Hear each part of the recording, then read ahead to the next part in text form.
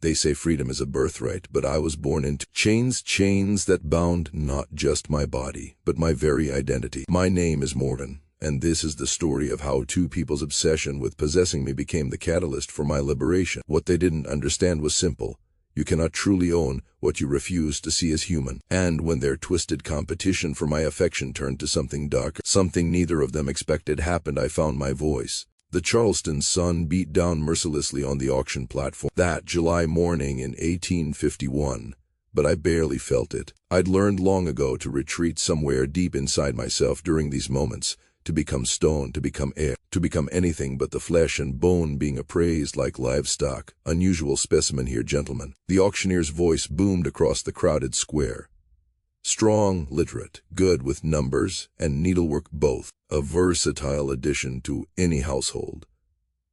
I kept my eyes fixed on a crack in the wooden planks beneath my bare feet, tracing its jagged path like a river on a map to nowhere. 23 years I'd been alive, and this was my third time standing on a block. The first two masters had sold me when they discovered the truth of my body, that I was neither fully man nor fully woman, but something that made them uncomfortable, something that challenged the neat categories their world demanded. $500. A voice called out, 600.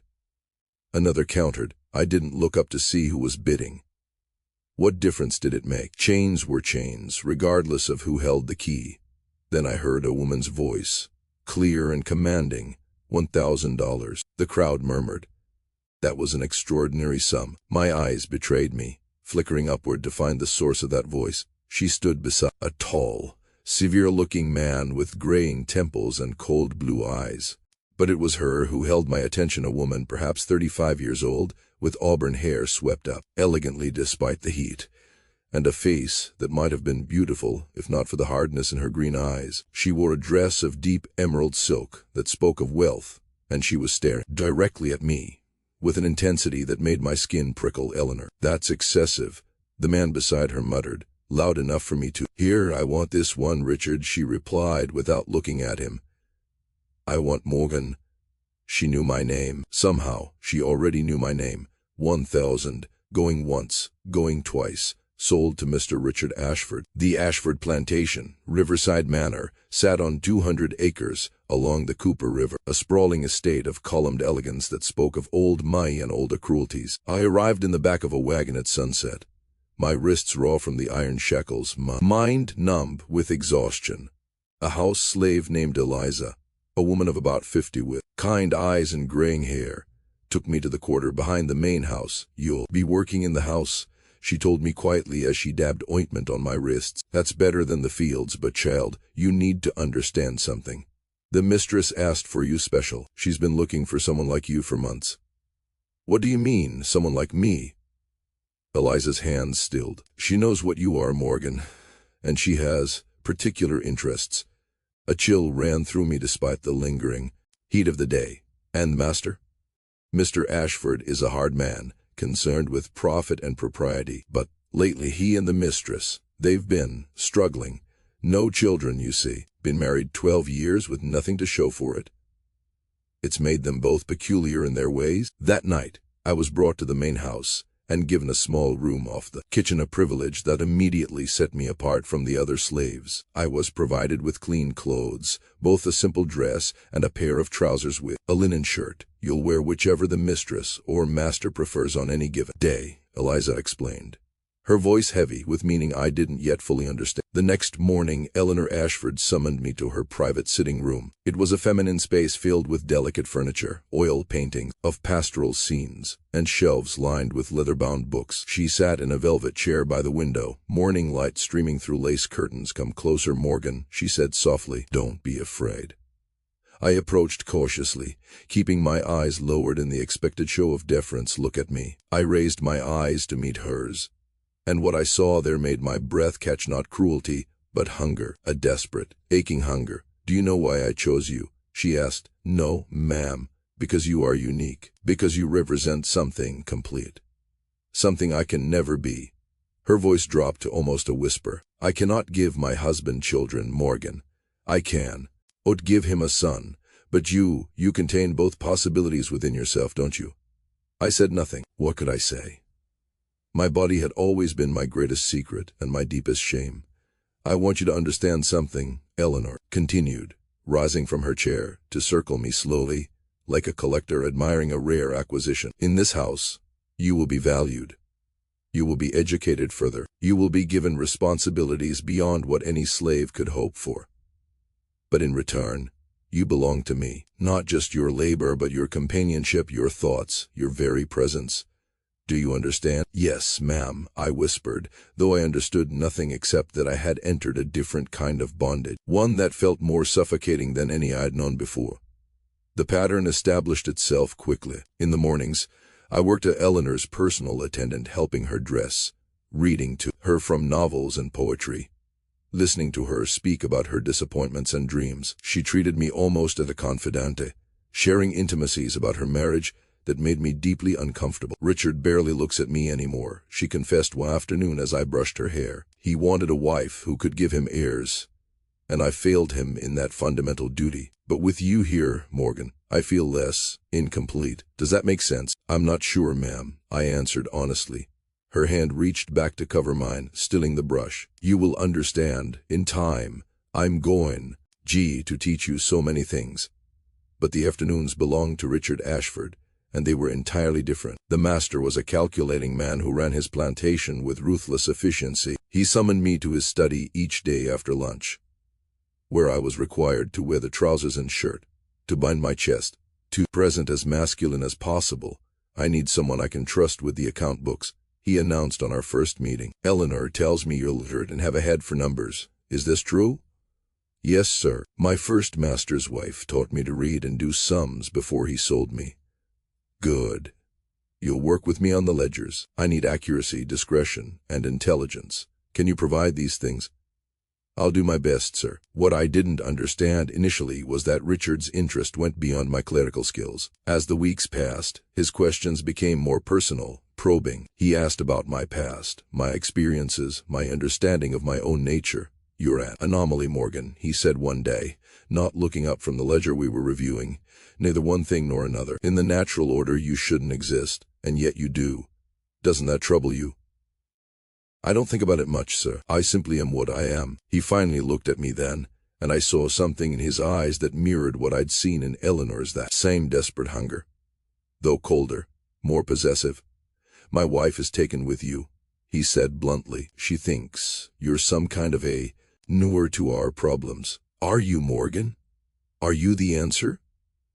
I don't understand the question, sir. No, he said quietly. I don't suppose you do, not yet. 2 months into my certitude at Riverside Manor, the true nature of the Ashford's obsession became clear. It was a warm evening in September. I'd been called to the master's study, expecting another session with the account books. Instead, I found both Richard and Eleanor waiting for me. The air in the room felt charged, dangerous. Sit down, Morgan, Richard commanded, gesturing to a chair positioned between where he and his wife stood. I sat, my heart beginning to race. We've been discussing you, Eleanor began, her voice trembling slightly with excitement. Richard and I have decided that you represent a unique opportunity for our household. An experiment, if you will, Richard added, his tone clinical. You see, we've come to believe that you might serve a purpose beyond mere domestic labor. Eleanor moved closer, placing her hand on my shoulder. We want you to be part of our marriage, Morgan, to complete what's lacking between us. My blood ran cold. Ma'am, I don't. You don't need to understand yet, she interrupted. Just know that you are precious to both of us. You will belong to us both, equally. Share your time, your attention, your affection. You'll continue as my clerk in the afternoons, Richard said, but your evenings will be spent with Eleanor, and certain nights. He exchanged a look with his wife that made my stomach turn. Certain nights will all three be together. I wanted to scream, to run, to disappear into the earth itself. But I was a slave. I had no rights to my own body, no claim to my own choices. Do you consent to this arrangement? Eleanor asked, as if my consent mattered, as if this were truly a question and not a command. Do I have a choice, ma'am? Richard's expression hardened. No, but we prefer willing cooperation to forced compliance. It's better for everyone involved. What could I say? What power did I possess? Then I consent, I whispered, the words ashes in my mouth. Eleanor clapped her hands together. her face lighting up with genuine joy. Wonderful. Oh, Morgan, you'll see. This will be good for all of us. You'll be cherished here, protected. We'll take such good care of you. As I left the study that night, my legs barely holding me upright, I passed Eliza in the hallway. The old woman's eyes met mine, and I saw profound sadness there. Stay strong, child, she whispered. Remember who you are beneath what they try to make you.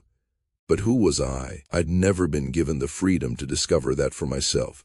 The arrangement began the very next day. Eleanor was voracious in her attention, constantly touching me, talking to me, demanding my presence for every small task and decision. She bought me beautiful clothes, both masculine and feminine, and took pleasure in dressing me herself, choosing what I would wear each day like I was a doll. "Oh, you're so beautiful like this," she'd murmur, adjusting a cravat or smoothing a skirt. Perfect. Exactly what I imagined. She taught me to play the pianoforte, insisting I sit beside her on the bench, our bodies pressed together as our fingers moved across the keys. She read me poetry, Keats and Shelley and Byron, her voice husky with emotion. She confided her deepest feelings, treating me sometimes as friend, sometimes as child, sometimes as something else entirely. Richard was different, more restrained, more intellectual in his obsession. Our afternoons in the study became strange tutorial sessions where he tested my knowledge, taught me about philosophy and law and natural science, all while maintaining a distance that felt more dangerous than Eleanor's smothering closeness.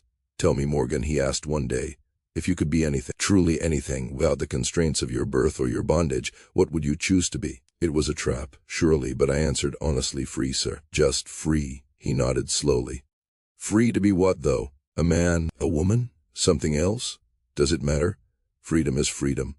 "It matters to me," he said, his voice intense, "because I need to understand you, to categorize you properly in my mind. You disrupt the natural order, and I find that both troubling and fascinating. The nights when we were all three together were the worst. In the privacy of their bedroom, the Ashfords would position me between them, each demanding different things, pulling me in opposite directions. Eleanor wanted softness, vulnerability, emotional intimacy. Richard wanted strength, intellectual discourse, physical presence. And I, caught between them, felt myself fragmenting into pieces, becoming whatever they needed in each moment, losing track of anything authentic within myself. One night, as Eleanor slept and Richard stared at the ceiling, he spoke into the darkness. "We're destroying you, aren't we?" The question shocked me. I'd never heard him acknowledge the reality of what was happening. "Answer me honestly, Morgan. We're taking something from you that can't be replaced." I thought about lying, about giving him the reassurance he seemed to want. But I was too tired, too broken down. "Yes, sir. You are—" He was quiet for a long moment. Then, "I don't know how to stop. Eleanor is happier than she's been in years. And I find I need this too. Need you. It's become an addiction." "Then I'm not a person to you," I said quietly. "I'm a substance you consume." "Perhaps you're right." His admission hung in the air between us, heavy and damning. "Perhaps we're all damned for this." Winter came to Riverside Manor, bringing cold rains and a bleakness that matched the growing despair in my soul. I'd been there 6 months, and I barely recognized myself anymore. I wore whatever clothes I was told to wear. I smiled when expected to smile. I provided whatever version of myself each Ashford demanded in any given moment. But at night, alone in my small room, I wept silently into my pillow. Eliza noticed my deterioration. She began leaving small gifts: a flower, a piece of ribbon, a folded paper with a Bible verse. Each one felt like a lifeline, a reminder that somewhere beneath the fractured pieces, the real Morgan still existed. One February morning, everything changed. I was helping Eleanor dress when she suddenly gripped the bedpost and doubled over in pain. "Ma'am." I caught her. She stumbled. "What's wrong?" "I don't know. I feel—" She pressed her hand to her abdomen, her face pale. "Fetch the doctor. Quickly." Dr. Whitmore arrived within the hour. After examining Eleanor privately, he emerged with news that brought the Ashford household to a standstill. "Congratulations, Mr. Ashford," he said, his expression puzzled but pleased. "Your wife is with child, about 3 months along, by my estimation." The silence that followed was deafening. Richard's face went through a series of expressions: shock, confusion, calculation, and finally, a kind of terrible understanding. His eyes found mine across the room, and I saw the question there, the impossible question. Eleanor began to laugh, a high, slightly hysterical sound. "A miracle," she gasped. After all these years, a miracle. But it wasn't a miracle. We all knew it wasn't a miracle. That night, Richard came to my room. He closed the door behind him and simply stood there, looking at me with an expression I couldn't read. "Is it possible, Lee?" he asked quietly. Is that child yours?" I'd been asking myself the same question for hours, trying to understand my own body, my own capabilities. "I don't know, sir. I honestly don't know. But it's possible. I suppose it must be." He sat down heavily on the edge of my narrow bed, his head in his hands. "What have we done? What have I done?" For the first time since I'd come to Riverside Manor, I felt something like power stirring within me. They had used me, shaped me, possessed me, but I had also changed them in ways they never anticipated. "You treated me like an object," I said quietly. "And now that object has consequences." Richard looked up at me, and I saw fear in his eyes. Real, genuine fear. If word gets out, if anyone discovers the truth, then your reputation is destroyed. I finished for him. Your standing in society, your business relationships, everything. Because you couldn't resist the temptation of owning something unique. "Eleanor cannot know," he said urgently. "She believes it's a miracle from God. If she knew the truth, it would break her completely." "And what about me, sir? What happens to me?" He was silent for a long moment, and I watched him make calculations, weighing options, deciding my fate with the same cold precision he brought to his ledger books. "You'll stay until the child is born," he said finally. "After that, I'll arrange for your freedom. I'll sell you to someone who will immediately manumit you. I'll give you money enough to start a life somewhere far from here." My heart leaped at the word freedom, but I couldn't quite trust it. "Why? Why would you do that?" "Because I'm not a complete monster," he said warily, "and because having you here once there's a child, it would be too complicated, too dangerous. Eleanor's obsession would only grow, and the child might look like you, might have your features. Better to remove the evidence before questions arise." It was pragmatic, cold, and utterly Richard. But it was also my best chance at escape. "I accept your terms, sir." He stood to leave, then paused at the door. "For what it's worth, Morgan, I'm sorry. We should never have done this to you." His apology meant nothing, changed nothing, but I nodded anyway. The next months were the strangest of my life. Eleanor blossomed with pregnancy. Convinced she'd been blessed by divine intervention, she became even more possessive of me, wanting me at her side constantly, talking endlessly about the child, about how our lives would all change. "You'll help me raise the baby," she said dreamily one afternoon as I rubbed her swollen feet. "You'll be like a second mother. Or a father. Both, perhaps." How perfect is that? I made non-committal sounds, knowing that Richard's plan meant I'd be gone before the child was a month. Old Richard grew more distant, buried himself in work, avoided being alone with either Eleanor or me. The weight of his guilt and fear was visible in every lined crease of his face, but something else was happening too. As Eleanor's pregnancy progressed, as I watched her body change with the life growing inside her, a life that might be mine, I felt something awakening within me, not love for Eleanor or Richard, but a fierce protectiveness for the innocent creature caught in the middle of this twisted situation. If that child was mine, it deserved better than to be raised by people who could do what the Ashfords had done to me. But as a slave, I had no rights to any child, no claim to anything I might have created. The unfairness of it consumed me. At night, I lay awake making plans. Richard had promised me freedom after the birth, but promises made to slaves were worth less than nothing. I needed to secure my own liberation. On my own terms, I began stealing small amounts of money from the household accounts, a few dollars here and there that wouldn't be missed immediately. I hid the coins in a hole beneath a loose floorboard in my room. I also started copying documents from Richard's study, legal papers, property deeds, business correspondence, anything that might prove useful as leverage. If his promise failed, Eliza noticed my furtive activities and covered for me, distracting other servants when I needed privacy, keeping watch when I snuck into forbidden areas of the house. "You planning to run?" she asked me one night. "Planning to be ready," I replied. "In case I need to." She nodded approvingly. "Smart. Never trust a master's word, especially when he's desperate." As spring arrived and Eleanor's due date approached, the tension in Riverside Manor became unbearable. Eleanor grew more emotional and demanding. Richard withdrew further into cold silence, and I felt like a prisoner counting down the days to either execution or pardon, unsure which awaited me. Eleanor's labor began on a warm May evening in 1852, almost exactly 1 year after I'd arrived at Riverside Manor. Her screams echoed through the house as Dr. Whitmore and the midwife worked through the night. I was forbidden from the birthing room. Richard insisted on propriety even now, so I paced the hallway. Outside, my heart racing with fear and anticipation, when dawn broke, a baby's cry pierced the air. A few moments later, Dr. Whitmore emerged, wiping his hands on a cloth. A healthy baby girl, he announced to Richard, who stood rigid in the hallway.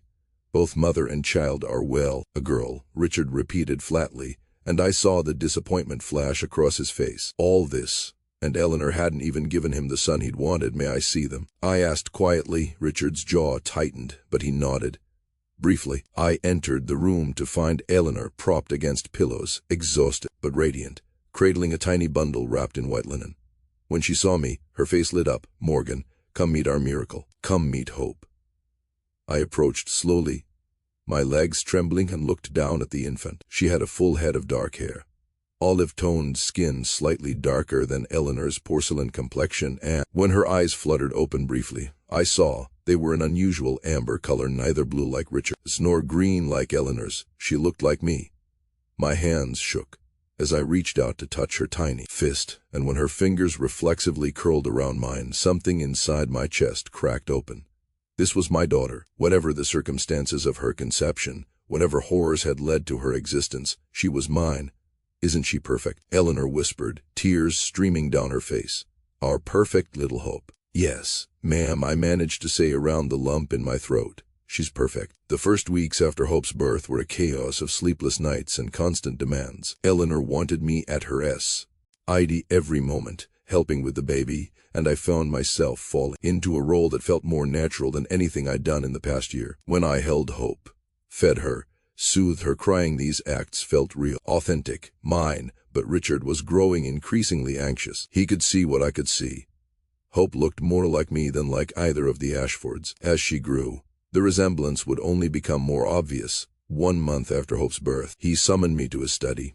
"I've made the arrangements," he said without preamble. "There's a ship leaving Charleston next week for Philadelphia. A man there, a Quaker sympathetic to abolition, has agreed to purchase you and immediately grant your freedom. I've prepared papers showing you were educated as a clerk, which should help you find employment, and I'm giving you $300, enough to start a new life." $300, a fortune for a freed slave, but a pittance compared to what he'd paid for me, compared to what he and Eleanor had taken from me and my daughter. I asked, the words escaping before I could stop them. His face hardened. "That child belongs to my wife, legally, morally, in every way that matters. You have no claim to her, Morgan. You never did." "I carried her," I said desperately, surprising myself with my vehemence. "My body made her. She's mine." "Your body belongs to me," Richard said coldly, the mask of guilt slipping to reveal the brutal pragmatism beneath. "Therefore, anything it produces is also mine. That's the law. You know this." I did know it. Slave children belonged to their mother's master, regardless of paternity. But knowing the law didn't make it hurt less. "You're leaving in 6 days, Richard continued. "I suggest you use that time to say your goodbyes to the other servants. Do not, under any circumstances, tell Eleanor about this arrangement. Let her believe you're being sold to another plantation. If you cause a scene or try to take the child, I will have you beaten and sold south to the worst cotton plantation I can find. Do you understand?" I understood. I understood that Richard Ashford was still my master, that a year of intimacy and shared secrets had changed nothing about the fundamental power dynamic between us. "Yes, sir," I whispered. I spent the next days in a fog of grief and rage. I held Hope whenever I could, memorizing her face, the weight of her in my arms, the way she looked at me with those amber eyes that mirrored my own. Eliza found me crying in the kitchen garden on my second to last night at Riverside. "Take her with you," she said simply. "I can't. Richard will hunt me down. Then you'll live as a fugitive," Eliza interrupted. "But at least you'll be living with your child. At least you'll be choosing your own path instead of letting them choose for you." "I don't know how to run," I admitted. "Where would I even go?"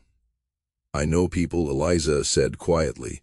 "People who help runaways get north. The railroad, yes, EY call it.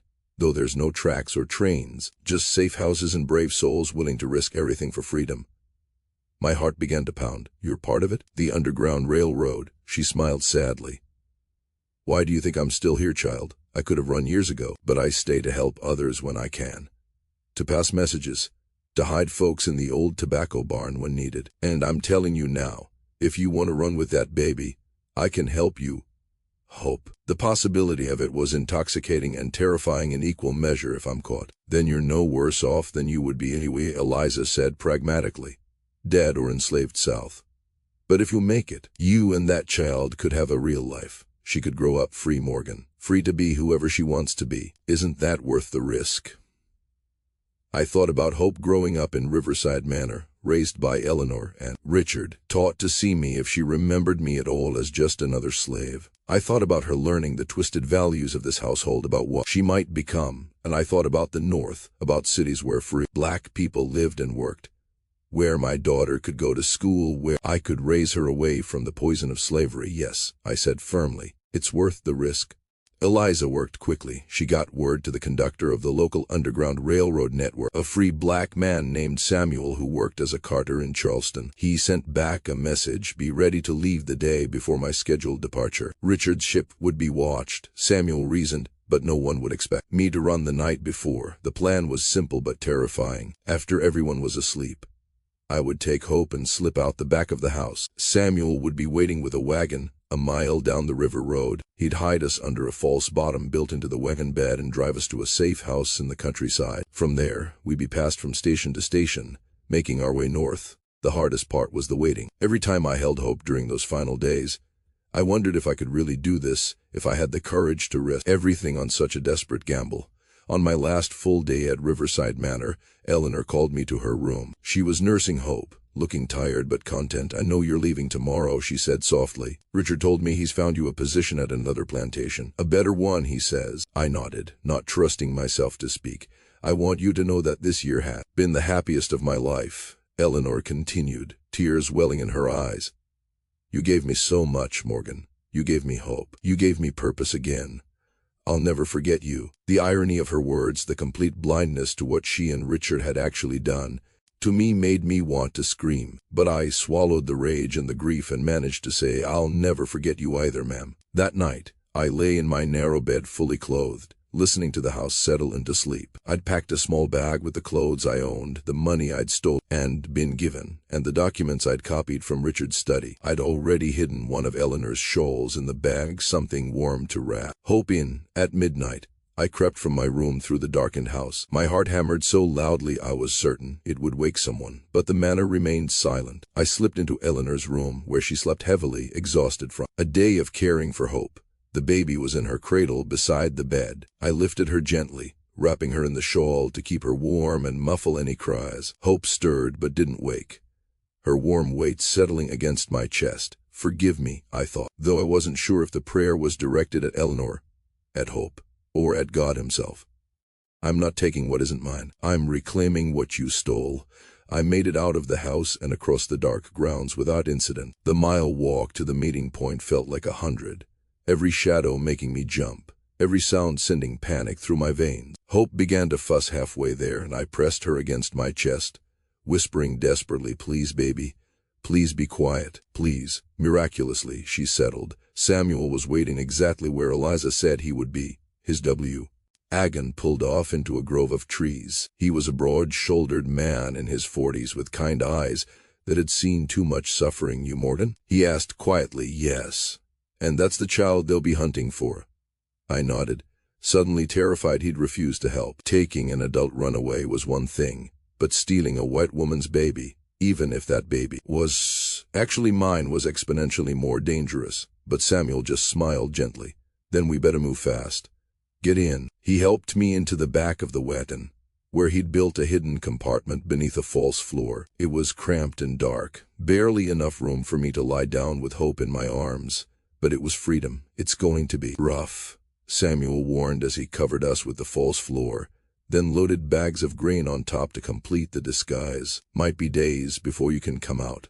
You got enough milk for the baby? I do, I said, grateful that my body had begun producing milk in the weeks after Hope's birth, another unexpected capability that I was only beginning to understand. Then God be with you both, Samuel said, and I heard the compassion in his voice. Next stop is freedom. The wagon lurched into motion, and in the darkness, I held my daughter close and wept silently, releasing a year's worth of grief and terror and desperate hope. The journey north took 6 weeks, passed from safe house to safe house, conductor to conductor. Sometimes we traveled in wagons like Samuel's, sometimes we walked Theor, all the night, guided by strangers who risked their lives to help us. Sometimes we hid in barns or cellars or attics, waiting for the next leg of our escape.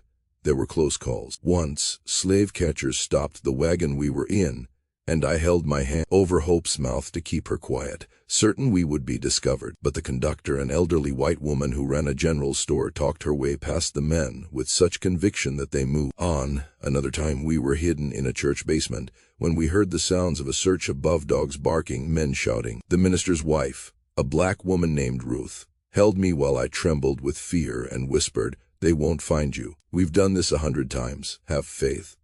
And somehow, miraculously, we weren't found.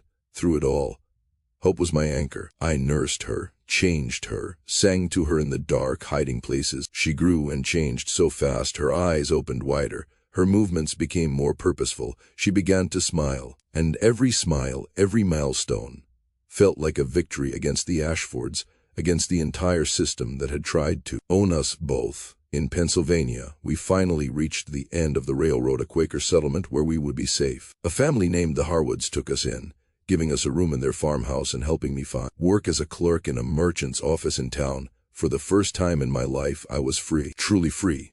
I changed my name to Morgan Freeman, taking the name that described my new state of being. Hope became Hope Freeman. We built a life in that small Pennsylvania town, humble but ours. The Harwood's daughter, a teacher named Patience, took an interest in my story and in my determination to secure a real education. She taught me at night after work, lending me books on law and philosophy, helping me develop my writing skills. "You should tell your story," Patience said one evening after I'd shared some of my experiences at Riverside Manor. "People need to know what slavery really means. Not just the physical bondage, but the violation of personhood, the way it twists and destroys identities." At first I resisted. The memories were too painful, too raw. But as the months passed and hope grew stronger and more vibrant, I felt the need to bear witness growing within me. I began writing late at night after Hope was asleep, filling page after page with the story of my time at Riverside Manor, of the Ashfords' obsession, of their cruelty disguised as affection, of the way they'd tried to fragment and possess me. It took me 2 years to complete the manuscript. By then, Hope was almost 3, a bright, curious child who loved books and asking questions. She had my eyes, my coloring, and an independence that filled me with pride. Patience helped me find a publisher, a small abolitionist press in Philadelphia that specialized in slave narratives. They were initially skeptical, worried that my account was too controversial, too